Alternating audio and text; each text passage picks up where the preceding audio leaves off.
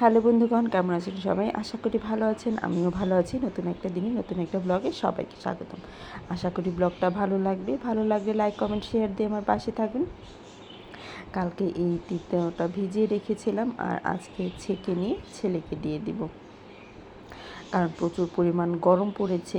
আর এর মধ্যে একটু তেতো খেলে খুবই ভালো শরীরের জন্য। যদিও আমি খাই না, আমার খেতে একদম ভালো লাগে না, কিন্তু আমি খাই না বলে যে ছেলেকে অভ্যাস করব না সেটা কি হয়? তাই ওকে ছোটোবেলা থেকে এই অভ্যাসটা করে নিয়েছি, যার ফলে আমার আর কোনো ঝামেলাই হয় না।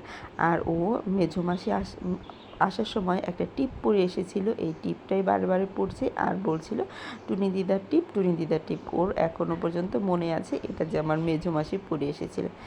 যাই হোক, ছেলেকে দিয়ে দিলাম, ছেলে খাচ্ছে আর বলছে তিতা তিতা।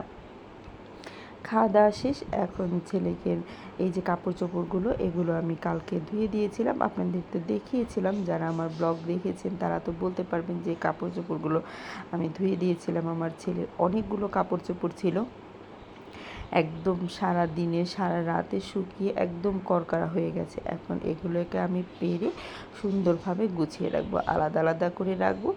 যেগুলো প্রতিদিন ব্যবহার করব সেগুলো আলাদা করে রাখবো, আর যেগুলো রেখে দেব কোথাও বাহিরে যাওয়ার সময় পরবে সেগুলো আলাদা করে রেখে দেবো আর কি।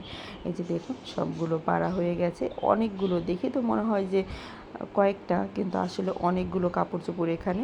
এখন এই যে সবগুলো আলাদা করে নেব। আর প্রতিদিনের কাপড় চোপড়টাই একটু বেশি দেখা যায় যে। আর এবার যে ছোটো মাসি ওর পয়লা বৈশাখের সময় যে ড্রেসগুলো এনেছে, দুইটা গেঞ্জি একদমই ছোট, আর একটু বড় আনার দরকার ছিল, কিন্তু মাসি ওইভাবে বুঝতে পারেনি, যার জন্য গেঞ্জিগুলো এই কিছুদিন না পরালে আর পরানোই যাবে না।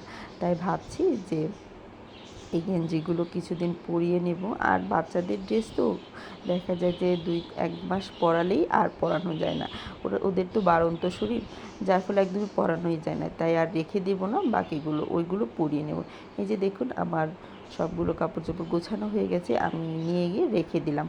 আর এই যে আমাদের সকালের নাস্তা, এটা হলো বিন্নি খই আর সাথে দুধ, আর এটার মধ্যে অ্যাড করে দেওয়া হয়েছে চিনি। মা আমাকে দিয়ে গেছে এটা খাওয়ার জন্য, আর আমার ছেলে এটা মাখিয়ে দিচ্ছে। আমি মাখানোর চেষ্টা করলাম, কিন্তু ও আমার হাতে দিবে না, ওই মাখাবে।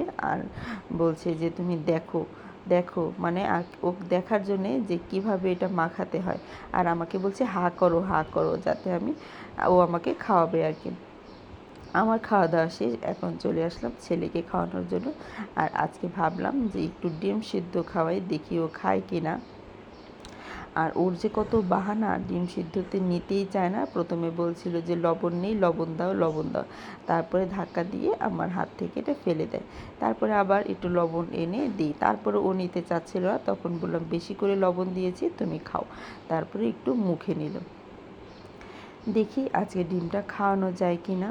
অনেক কষ্ট করে আমি ওকে ডিমটা খাওয়ালাম। আর এখন হলো দুপুরের রান্না করে নিয়েছে মা অনেক সকালবেলা, খুব তাড়াতাড়ি করে দুপুরের রান্না, আমাদের 9টার মধ্যেই দুপুরের রান্না শেষ হয়ে গেছে।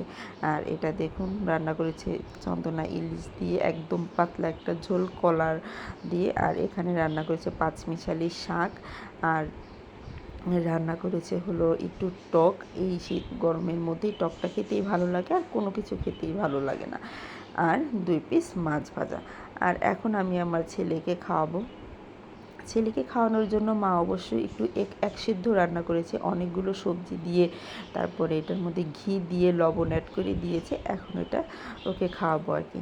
আর এই মাছের তরকারির মধ্যে ওর জন্য একটা তেলাপিয়া মাছ দিয়ে দিয়েছে, সেটাই ওকে খাওয়াবো এখন। যাই হোক, আমাদের খাওয়া দাওয়া শেষ, দুপুরের খাওয়া দাওয়া শেষ। এখন বিকেলের সন্ধ্যার মতো সময় একটু বাইরে গিয়েছিলাম সন্ধ্যার নাস্তায় কী খাবো বলে। অনেক দিন ধরে ভাবলাম যে পুরি খাওয়া হয় না, তাই বাহির থেকে পুরি নিয়ে আসলাম। 6টা পুরি এনেছি, আমার জন্য 2টা, বোনের জন্য 2টা, আর আমার ছেলের জন্য 2টা। যদিও খাবে না, মা খাবে না, মা বাহিরের ভাজা পোড়া খেতে চায় না। ভাজা পোড়া খেলে হয় কি, মার গ্যাস্ট্রিকটা বেড়ে যায়, যার ফলে মা একদমই খেতে চায় না ভাজা পোড়াটা। আর 2টা ব্রেড নিয়ে এসেছি, এটা দেখা যায় যে মাঝে মাঝে খেতে ইচ্ছে করলে খাওয়া যায়, আবার কাকলেট বানিয়ে খাওয়া যায়। আর আমার পাগলের অবস্থা দেখুন, এই যে গরমের মধ্যে ফ্যান চালিয়ে থাকতে পারছি না, আর আমার ছেলে এই কম্বল নিয়ে শুয়ে আছে। এই কম্বলটা ছাড়া ও কিচ্ছু বোঝে না। সব সময় শুতে গেলে, খেতে গেলে, দুধ খেতে গেলে ওর এই কম্বলটা প্রয়োজনীয় হবে। গরমের মধ্যে দেখুন পাকাতেও শুয়ে আছে, আবার এই কম্বলও গায়ে দেবে আগে। যাই হোক, প্রচুর প্রচুর প্রচুর পরিমাণ গরম পড়েছে, সেটা বলার মতো না। যার জন্যে মানে ছোট বড় সবারই একদমই করুণ অবস্থা। আর এই যে গরম আর সহ্য করতে পারছি না, তাই লাইট সব বন্ধ করে ঘরের এখন আমরা ঘরের বাহিরে গিয়ে বসে থাকব। আজ এ পর্যন্তই। আশা করি ব্লগটা ভালো লেগেছে। ভালো লাগলে লাইক কমেন্ট শেয়ার দিয়ে আমার পাশে থাকবেন। টাটা।